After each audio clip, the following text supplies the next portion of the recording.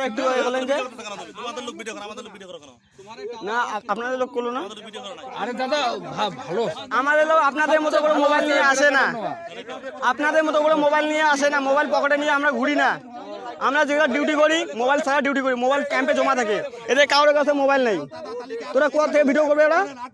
এখন ভিডিও করার জন্য সে কোনো ক্যামেরা নিয়ে আসবে?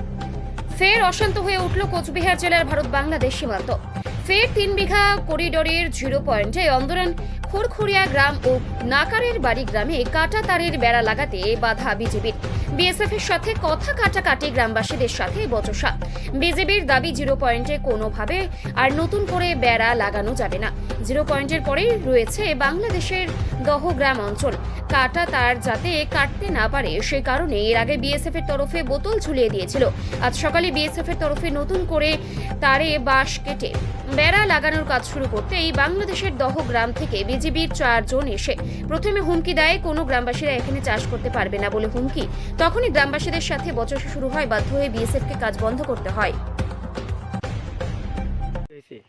এখানে যে বেড়াটা দিয়েছে ফেন্সিং জিও লাইনে, তো ওখানে আজকে আবার নতুন করে বাঁশে বেড়া দেওয়ার জন্য বাতা আর কি তারের মধ্যে বাঁধা রাখার জন্য আজকে কাজ করছে পাবলিক বিএসএফ মিলে, সবাই মিলে করতে গেছি। তো বিজেপি 4 জন আইসা সরাসরি হুমকি দেয় যে পাবলিক ছাড়া, কালকের থেকে পাবলিক ছাড়া কেউ তোমরা বর্ডারে আসতে পারবা না,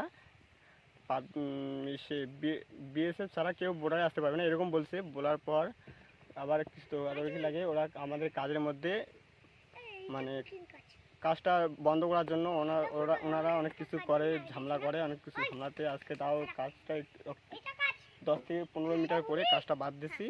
কালকে বা পরশুর মধ্যে কাজটা আবার আমরা কন্টিনিউ করব। আর এটা বাংলাদেশের বিজেপি 4 জন এসে অনেক রকম গালাগালি বা অনেক রকম ধমকি দিয়ে গেছে আজকে।